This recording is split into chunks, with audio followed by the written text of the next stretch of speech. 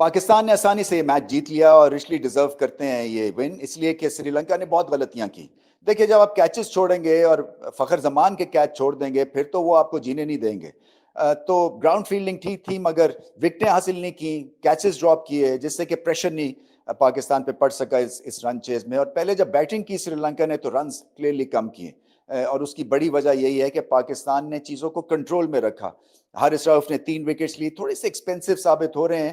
تو دیکھیں اگر ان کو واپسی انہوں نے کرنی ہے تو اب ان کا جو ٹارگٹ یہ ہونا چاہیے کہ انہوں نے رنز کم دینے.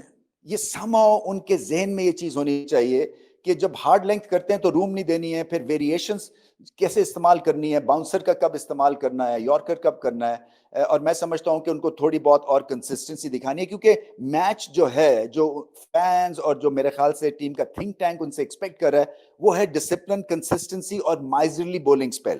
بے شک یہ ان کے ڈی این اے میں نہیں ہے کیونکہ اٹیکنگ بولنگ کرتے ہیں، میں سمجھتا ہوں یہ، اور وہ آؤٹ کرنے والی لائن اور لینتھ پہ بال کرتے ہیں. بٹ اگر ٹارگٹ ان کا یہ ہو کہ جی میں نے آج 10 اوورز میں 47 یا 50 رن سے زیادہ نہیں کھانے ہیں، تو دیکھیں پھر اپنے آپ کو چیلنج اس طرح سے بھی آپ کر کے آپ کو مزہ آئے گا. بٹ بیٹنگ پاکستان کی بہت اچھی چلی، رضوان کے 50، بابر اعظم کی لاجواب سینچری ہے، اسموتھ انہوں نے بیٹنگ کی اور بہت عرصے کے بعد سینچری سکور کی جس کی وجہ سے سارے فینس خوش ہیں. بابر اعظم کی جو گریٹ کوالٹی ہے، ایک تو وہ ٹیکنیکل ہینڈ ہے، دوسرا جب کھیلتے ہیں تو خوب کھیلتے ہیں. بڑے کم پلیئرز ہیں اس دنیا کرکٹ میں جو استھیٹکلی اتنے پلیزنگ ہے، جو خوبصورت دکھتے ہیں ایون گیند کو روکتے ہوئے بھی. تو سپن کے گیند زیادہ پھنسے نہیں، حالانکہ ہسرنگا کو دھیان سے کھیلے. ہسرنگا کی جو گریٹ چیز ہے نا وہ ایک ہی جگہ سے گوگلی اور لیگ سپن کرتے ہیں، اور اس کو اگر آپ کی ریولوشنز ہاتھ سے نہیں بال کی پڑیں گے تو پھر آپ کے لیے مشکل ہوگا. سو اس پہ اور محنت کی ضرورت ہے بابر اعظم کو کلیئرلی سپن کے اگینسٹ. بٹ سٹے کریں گے کریز پہ تو سینچری بھی کریں گے اور پھر بیٹنگ بھی آسان ہو جائے گی، اور پھر اس طرح کی جب مشکل فیزز آئیں گے اس کے ساتھ وہ ڈیل بھی کر سکیں گے. بٹ اس وقت جو ہے تو ریکارڈ ساز پرفارمنس ہے. لیسٹ اننگز لی ہیں انہوں نے 20 سینچریز کرنے کے لیے. اب سب سے زیادہ سینچری انہوں نے سکور کیا along with سعید انور، اور سعید انور بھی کیا بلا کے پلیئر تھے. بابر اعظم بھی بلا کے پلیئر ہیں. سائم ایوب کی فارم ٹھیک لگ رہی تھی شروع میں، اور ایک اگریسو سٹارٹ کے بعد جو ہے وہ پاکستان نے پیچھے مڑ کے نہیں دیکھا. سری لنکا یہ سیریز ہار گئے ہیں بٹ ان کو کریڈٹ یہ دینا پڑے گا کہ یہ رکے رہے.